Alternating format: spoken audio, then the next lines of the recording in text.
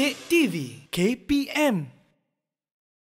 Untuk segmen kali ini, kena betulkan saya. Betul. Untuk segmen kali ini kita akan, tadi kita dah belajar pasal maksud hakim, kita dah belajar pasal peran syarat-syarat menjadi hakim. Untuk tajuk kali ini saya ada teka-teki untuk Syafiqah. Boleh jawab? Teka-teki. Okey, boleh. kita teka-teki awal dulu kan. Okey. Dalam hidup setiap manusia ni, perkara ini wajib dipatuhi, tetapi yang meninggalkannya tu ramai. Yang buat itu jarang-jarang, macam Piramli dah. Yang patuh itu kadang-kadang. Bukan Syafiqah aja, penonton di rumah pun boleh fikir sejenak, apakah yang saya cuba sampaikan ni? Okey. Ya, okey. Wajib dipatuhi, tetapi ramai yang meninggalkan dia, dan buat tu pun jarang-jarang. Yang patuh tu lagilah kadang-kadang. Ya. Apakah ia? Saya jawab Ustaz. Okey. Jawapan dia ETIKA. Yes. Etika. Tapi, yelah, etika ni betul, tahniah, tepat sekali. Kita tepuk tanganlah sikit. Untuk saya rasa kat rumah pun dia dah meneka kan. Tepuk tangan untuk diri sendiri. Okay? Ada pun kadang-kadang mesti etika ni apa? Semua orang pandai sebut etika. Semua orang boleh bercakap tentang etika. Tapi etika ni sebenarnya apa? Kan? Apa sebenarnya yang dimaksudkan etika? Jom sama-sama dengan saya kita pelajari tentang apa itu etika dan apa itu etika hakim pada hari ini. Jom, sebelum kita masuk etika hakim, ya Syafiqah, kita tengok apakah yang dimaksudkan dengan etika. Okay? Apakah yang dimaksudkan dengan etika? Agak-agak Syafiqah dan penonton di rumah, etika ni apa? Kena lagi. Etika ni macam adab ataupun sifat seorang hakim tu sendiri? Ya, betul. Tepat sekali. Okay. Tak sia-sia Syafiqah jadi pengacara pada hari ini. Okey. Jadi etika itu dari segi bahasa kita lah. Etika tu adab, akhlak ataupun apa yang hakim nak kena buat. Okey, ataupun senang cakap kalau kat sekolah dipanggil disiplin dan sebagainya. Jadi kita tengok dari segi kamus dewan, etika ni apa?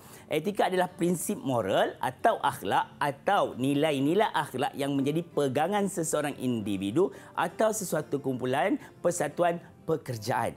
Maksud itu etika. Maksudnya senang cakap, etika ni adalah disiplin lah. Sesuatu yang mesti kita patuh. Kalau dalam Islam dipanggil sebagai akhlak.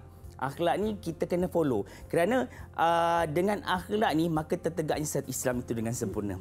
Salah satu elemen untuk menegakkan Islam adalah akhlak. Okay? Jadi hari ini kita tengok apakah yang hakim perlu ikuti, perlu patuh, perlu buat untuk menjadi seorang hakim yang sangat hebat. Okey, tapi sebelum itu kita ada juga Syafiqah lagi kena sambil jelah.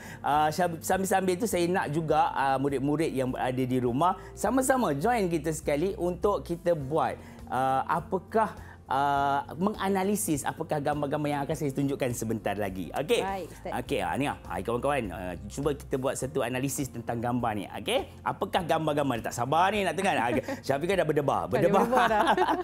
Okey, kita tengok gambar yang pertama. Dia ada penimbang, ada orang.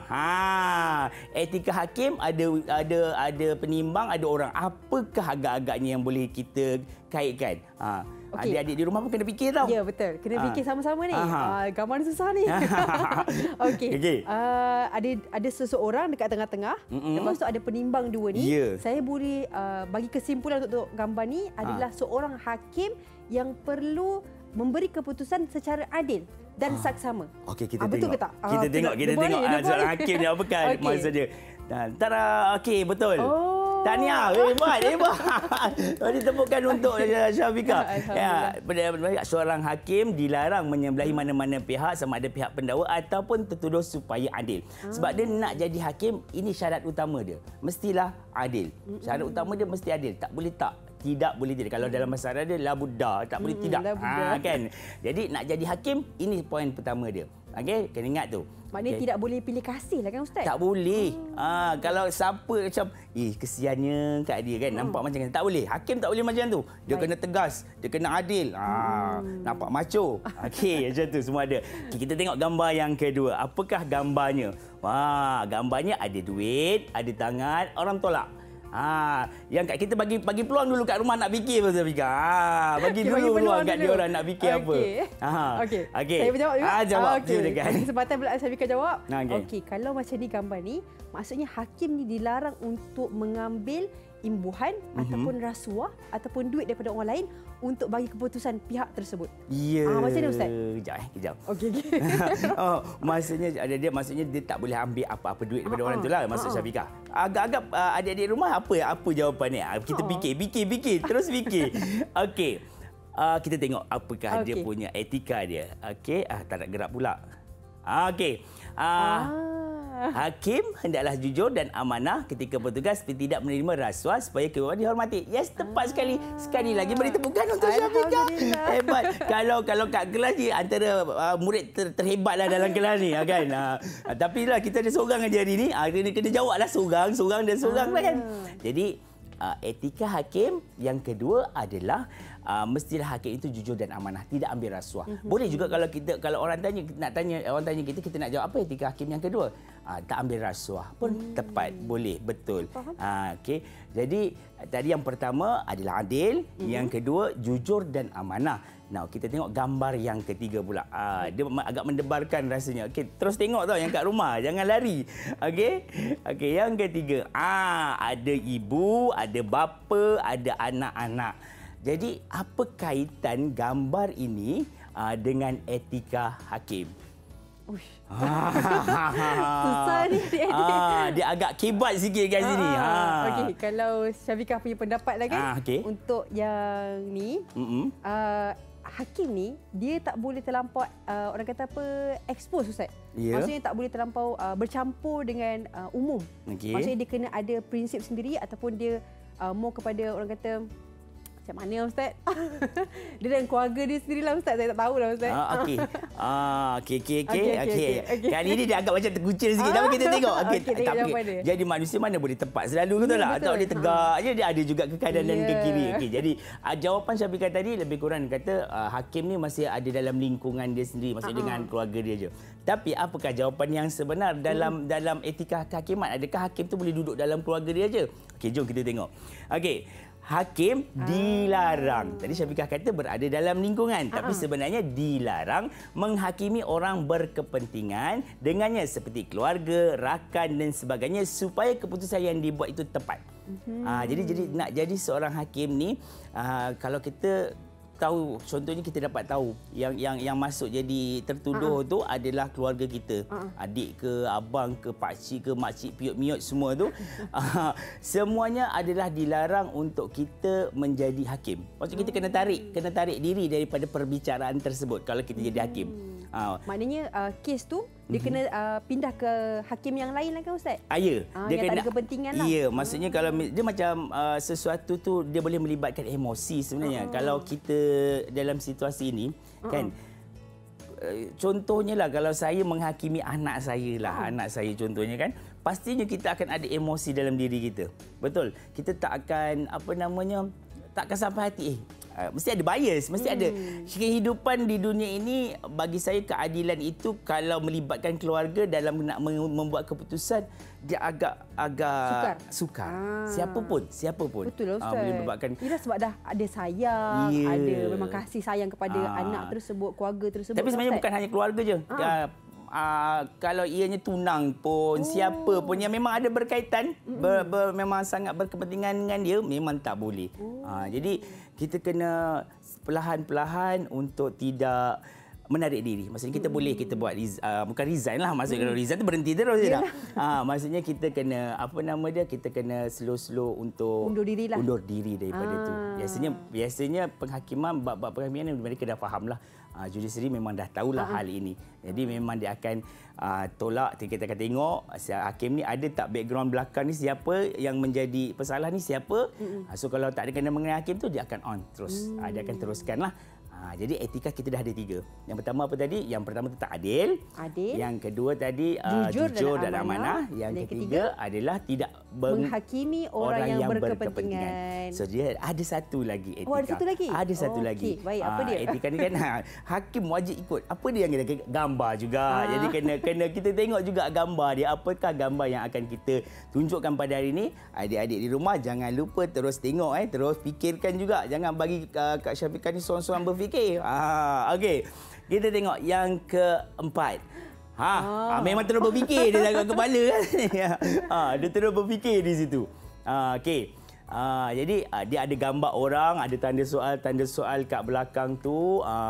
Nak jadi seorang hakim, kenapa kena ragu-ragu ke? Kena berfikir banyak ke? Kena macam-macam ke? Macam mana tu Syafiqah? Boleh tak cuba Syafiqah huraikan sikit gambar ni? Dia kalau tengok gambar ni kan, murid-murid kita akan nampak dia tengah confused. Tengah ada perasaan ragu-ragu macam tu. Jadi mungkinlah seorang hakim ni betul dah tu. Dia mungkinlah kan Ustaz, dia tak boleh mensabitkan hukuman kalau contohnya bukti yang dihadirkan kat mahkamah tu masih lagi tidak mencukupi, orang kata tidak melebihi beban yang sepatutnya. Maksudnya tidak sampai tahap yang dia boleh bagi. Dia maksudnya ragu-ragu lah kan Ustaz. Saya pula yang terpana dengan jawapan tu. Selagi ragu-ragu, selagi tak boleh. Kena datangkan bukti yang kukuh lah. Okey, maksudnya daripada gambar ni seorang tu kalau ada ragu-ragu dia tak boleh lah nak meneruskan dapat keputusan apa semua. Okey. Macam tu Ustaz. Boleh terima tak boleh terima. Kejap kita tengok. Tapi jawapan dia tu sangat konkret, sangat cantik kat situ. Tapi kita tengok betul tak betul. Okey. Tadi dah daripada 3, saya fikir betul 3, betul 2. So satu salah tadi kan. Okey, kita tengok yang keempat ni. Kalau dia dapat 3 ataupun dia dapat betul, maksudnya dia hebatlah, golongan cemerlang. Okey. Kita tengok apakah jawapan Syafiqah tu tepat ke tidak. Okey, kita tengok. Hakim dilarang untuk mensabitkan hukuman terhadap tertuduh jika ada keraguan dari segi bukti dan hujah supaya tidak berlaku penganiayaan. Wah! Tahniah. Anda adalah kalangan anak-anak murid yang cemerlang. So yang kat rumah contohi macam Syafiqah. Saya yakin ramai Ustaz murid-murid yang cemerlang juga kat luar ni. InsyaAllah, amin. Terutamanya mereka yang akan menduduki peperiksaan ni lah. Kan? Okey, jadi tepatlah. Maksudnya seorang hakim ni kalau dia ada keraguan dalam contohnya macam Syafiqah cakap tadi, kemukakan bukti, dalam mengemukakan apa juga saksi dan sebagainya. Maksudnya ada sesuatu yang diragui, ada sesuatu yang rasa dalam bahasa guaman tu apa dipanggil? Saya pun tak ingat kan. Macam ni dia nak ingat dia terus hilang. Okey, dia kalau ada reasonable doubt. Ya betul. Jadi perkara itulah yang menyebabkan ianya tak boleh nak mengeluarkan satu-satu keputusan. Jadi bila ada tu dia kena cari bukti yang lain, Contoh kalau saksi ni diragui. Rupanya saksi ni menyebelahi pihak yang menuduh. Pun ianya diragui. Mungkin ada sedikit unsur-unsur yang lain-lain ke, ianya sangat-sangat diragui, maka hakim tidak boleh membuat keputusan atau mensabitkan kesalahan kepada orang yang tertuduh. Jadi ada 4 etika hakim yang kita telah pelajari hari ini Syafiqah. Okay? Yang mana yang pertama tadi apa dia? Yang pertama tadi jujur dan amanah. Tak. Adil. Yang kedua jujur dan amanah. Yang ketiga tidak boleh bagi keputusan kepada orang yang berkepentingan. Betul. Dan yang keempat dilarang untuk memberikan hukuman selagi mana ada ragu-ragu.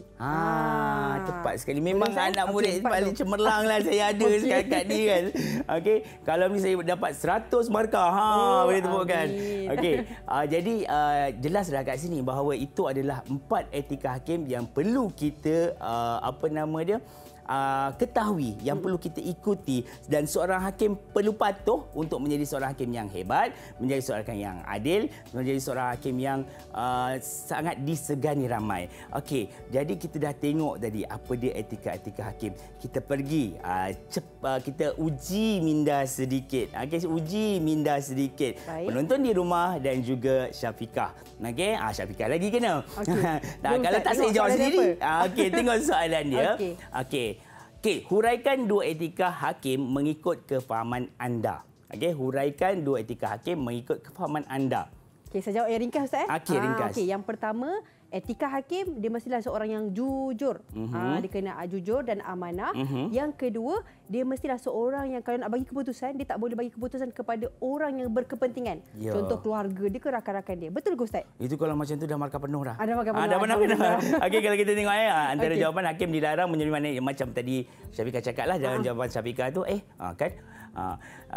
Okey, hakim dilarang menyebeli mana-mana pihak, sama ada pihak pendakwa ataupun tertuduh, supaya dia adil.